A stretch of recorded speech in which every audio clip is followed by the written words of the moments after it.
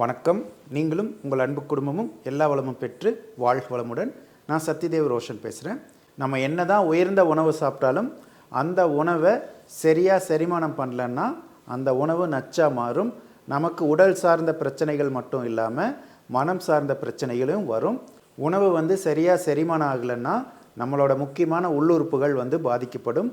உள்ளுறுப்புகள் பாதிக்கப்பட்டுச்சுன்னா நம்மளோட கேரக்டரே சேஞ்ச் ஆகும். உதாரணத்துக்கு கல்லீரல் பாதிக்கப்பட்டுச்சுன்னா எதுக்கெடுத்தாலும் கோபம் வரும். கிட்னி பாதிக்கப்பட்டுச்சுன்னா எதுக்கெடுத்தாலும் பயப்படுவோம். தைரியம் நமக்கு சுத்தமாக இருக்காது. நுரையீரலில் பிரச்சனை வந்துச்சுன்னா நமக்கு போராட்ட குணம் போயிடும்.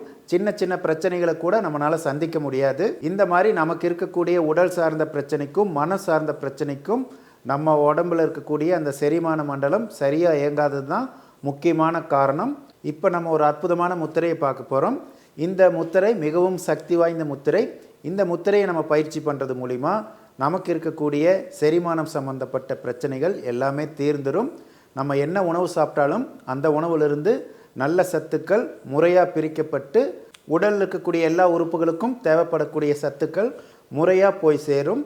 இப்போ நம்ம இந்த முத்திரையை எப்படி செய்கிறதுன்னு பார்க்கலாம். இந்த முத்திரையோட பேர் சோச்சி முத்ரா. இந்த முத்திரையை யாரெல்லாம் செய்யக்கூடாதுங்கிறத முதல்ல நம்ம பார்க்கலாம்.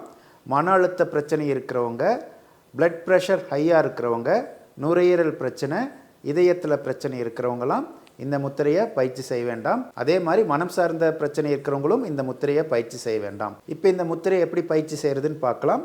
இந்த முத்திரையை வலது கையில் மட்டும் செய்யுங்க. இடது கையில் வேற ஒரு முத்திரையை செய்யணும்.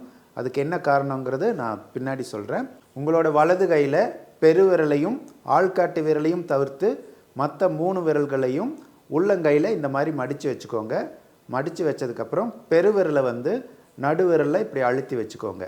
இந்த மாதிரி வச்சதுக்கப்புறம் கைகளை திருப்பிக்கோங்க. இந்த மாதிரி வச்சுக்கிட்டு உங்களோட வலது தொடை மேலே அதை வச்சுக்கணும். இந்த முத்திரையை வலது கையில் தான் பண்ணணும்.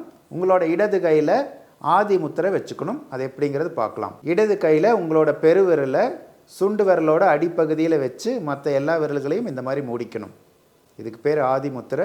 இதே நிலையில் உங்களோட இடது கையை இடது தொடை மேலேயும் வலது கையை வலது தொடை மேலேயும் வச்சுக்கணும். இந்த முத்திரை செய்யும்போது நீங்கள் கண்களை மூடக்கூடாது. உங்களோட பார்வை நேராக இருக்கணும். கீழேயோ சைட்லேயோ பார்க்கக்கூடாது.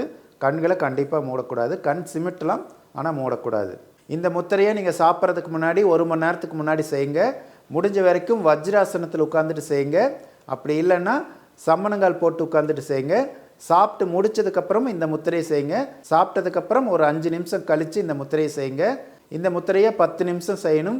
ஆரம்பத்தில் உங்களால் 10 நிமிஷம் செய்ய முடியலன்னா குறைந்தபட்சம் 5 நிமிஷமாவது செய்யுங்க. அதுக்கப்புறம் படிப்படியாக நேரத்தை கூட்டி 10 நிமிஷம் செய்யுங்க. இந்த மாதிரி ஒரு 48 நாள் செஞ்சுட்டு வந்தீங்கன்னா உங்களுக்கு இருக்கக்கூடிய வயிறு சம்பந்தப்பட்ட பிரச்சனைகள் எல்லாமே சரி செய்யப்பட்டு உங்களோட உடல் இயக்கமும் மன இயக்கம் நல்ல முறையில் இருக்கும். இந்த முத்திரை செய்யும்போது வயிறு சம்மந்தப்பட்ட அக்குபஞ்சர் பாயிண்ட் தூண்டப்படும். அதே மாதிரி ராஜ உறுப்புகள் சம்மந்தப்பட்ட அக்குபஞ்சர் பாயிண்ட் எல்லாம் தூண்டப்படும். அதனால் நம்ம உடம்புல முக்கியமான உறுப்புகளுக்கு தேவைப்படக்கூடிய சக்தி ஓட்டம் நல்ல முறையில் இயங்கும். அதனால நம்ம ஜீரண மண்டலம் மட்டும் இல்லாமல் முக்கியமான ராஜ உறுப்புகளும் நல்லா இயங்க ஆரம்பிக்கும். இந்த முத்திரை ஏன் ஒரு கையில் மட்டும் செய்ய சொல்கிறோம் அப்படின்னா, இந்த முத்திரை செய்யும்போது முக்கியமாக நம்ம உடம்புல இருக்கக்கூடிய அந்த பஞ்சபூத சக்தியில் வாயு சக்தி, அதாவது காற்று சக்தி தூண்டப்படும். காற்று சக்தியை அதிக அளவில் தூண்டக்கூடாது. அதனால தான் ஒரு கையில் மட்டும் செய்ய சொல்கிறோம். காற்று சக்தி உடம்புல அதிகமாக இயங்குச்சுன்னா அதனாலையும் நமக்கு உடம்புல பிரச்சனை வரும். அதனால் சோச்சி முத்திரையை வலது கையில் செய்யணும். ஆதி முத்திரையை இடது கையில் செய்யணும். நீங்களும் உங்கள் அன்பு குடும்பமும் எல்லா வளமும் பெற்று வாழ்க வளமுடன்.